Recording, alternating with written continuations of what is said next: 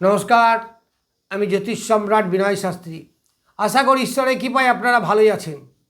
আজকে আমার ভিডিওর আলোচ্য বিষয় বৃশ্চিক রাশি বা লগ্নের বা তুলা রাশি বা লগ্নের বিশাখা নক্ষত্রে যাদের জন্ম তাদের এপ্রিল মাস কেমন যাবে। এই বিশাখা নক্ষত্রের 3টি চরণ আছে তুলাতে আর একটি আছে বৃশ্চিকে।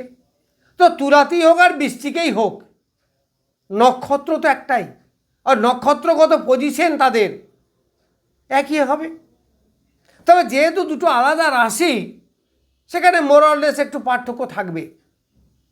তবে নক্ষত্র ফলে সেরকম বিরাট কিছু ডিফারেন্স হবে না। তাহলে প্রথমেই বলি, এই বিশাখা নক্ষত্রের অধিপতি বৃহস্পতি আপনারা জানেন। এর চতুর্থে আছে রবি এবং রাহু এবং বুধ। রাহু আছে 24 নক্ষত্রে। তাহলে 24 নক্ষত্র মানে খুব ভালো ফল দেবে, খুব ভালো ফল দেবে, যেটা জ্যেষ্ঠা অশ্লেষার ক্ষেত্রে ছিল না, কিন্তু বিশাখার ক্ষেত্রে, পুনর্বসুর ক্ষেত্রে বেশ ভালো। এই রাহু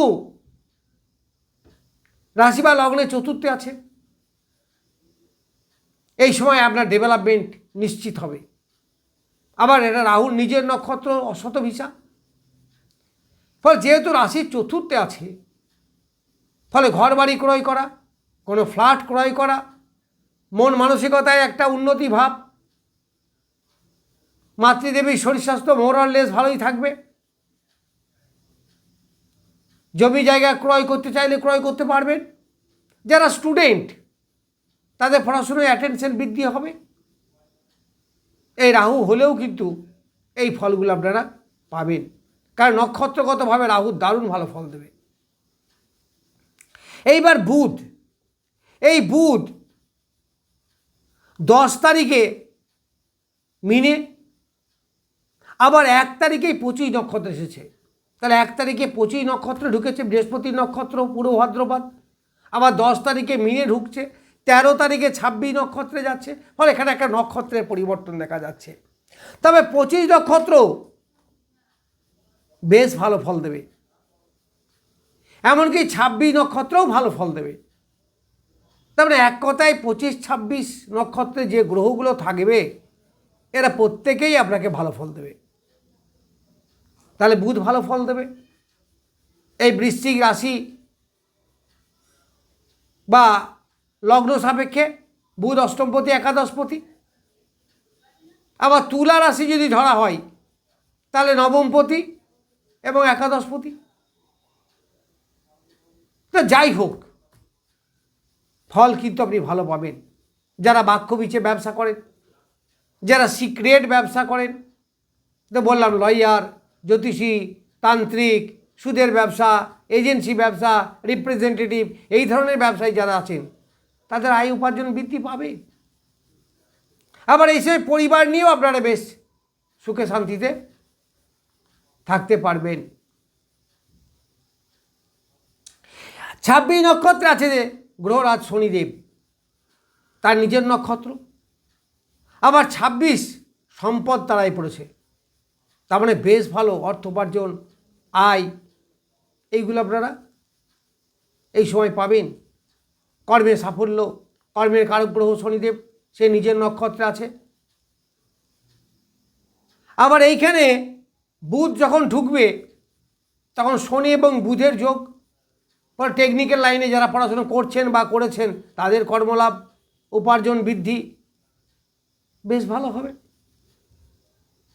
এখানে মঙ্গল আছে 25 নক্ষত্রে। মঙ্গল 2 তারিখে মিনে যাচ্ছে, 25 নক্ষত্রেই থাকছে। তারপর মঙ্গল এবং শনির যে সংযোগ,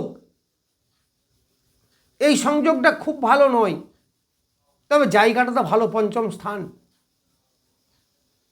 ফলে খুব একটা ডিস্টার্ব করবে না।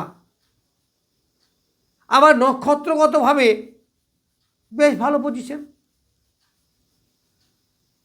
ফলে কর্মের ডেভেলপমেন্ট, কর্মে প্রমোশন হওয়া, এইগুলো পাবেন। কিছুটা পায়ের রোগে, পেটের রোগে ভুগতে পারেন এই সময়ে। আবার মঙ্গল বুধের যোগ,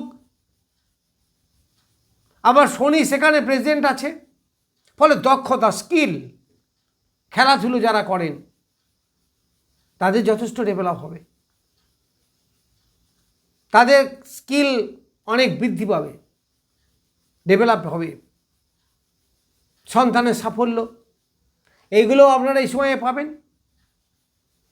এইবার ষষ্ঠ স্থানে বোঝা যাচ্ছে শুক্র। শুক্র কত আছে?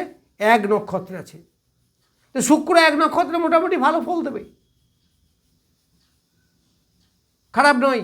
যারা মেডিকেল ডিপার্টমেন্টে আছেন, সেটা মেডিসিন শপ হতে পারে, মেডিকেল রিপ্রেজেন্টেটিভ হতে পারে, ডাক্তার হতে পারেন, বিশেষ করে গাইনি ডাক্তার, এদের ডেভেলপমেন্ট হবে।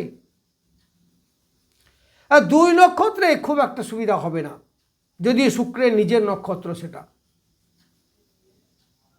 সেখানে একটু আধটা ডিস্টার্ব আপনাদের হবে। মাথা ঠান্ডা করে কাজ করবেন।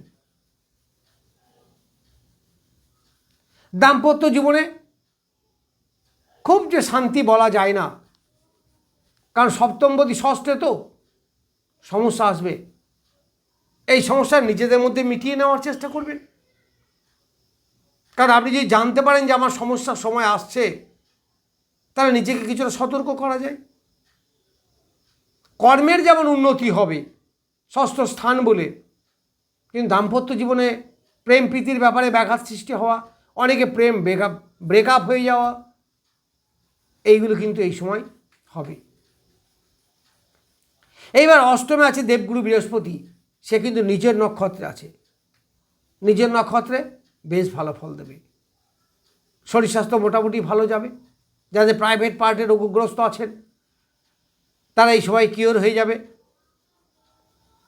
পরের কাছ থেকে মৃত ব্যক্তি সম্পত্তি পাওয়ার যোগ যদি কারো থেকে থাকে, সম্ভাবনা এই সময়ে পেতে পারেন। আবার বললাম তো, গোপন ব্যবসা, সিক্রেট ব্যবসা, অকাল সায়েন্স যেগুলো বলি, সেখান থেকে আপনার আয় উন্নতি বৃদ্ধি পাবে। এইবার দশমে আছে কেতু, নিজ নক্ষত্রে। এই কেতু মোটামুটি ভালো ফল দেবে। ধর্মের প্রতি আস্থা বৃদ্ধি হবে, তীর্থস্থান ভ্রমণ, দীক্ষা নেওয়া, এইগুলো আপনি এই সময় পাবেন। তাহলে এই বিশাখা নক্ষত্রে যাদের জন্ম তাদের মোটামুটি বেশ ভালো। একটু একটা সমস্যা দেখুন, নেগেটিভিটি তো থাকবেই, তাছাড়া মোরলেস ভালোই বলা চলে। যাই হোক, আমি বিশাখা নক্ষত্রে জাতকদের এপ্রিল 2026 কেমন যাবে সেই সম্বন্ধে কিছু বললাম। নমস্কার, আজ এ পর্যন্তই।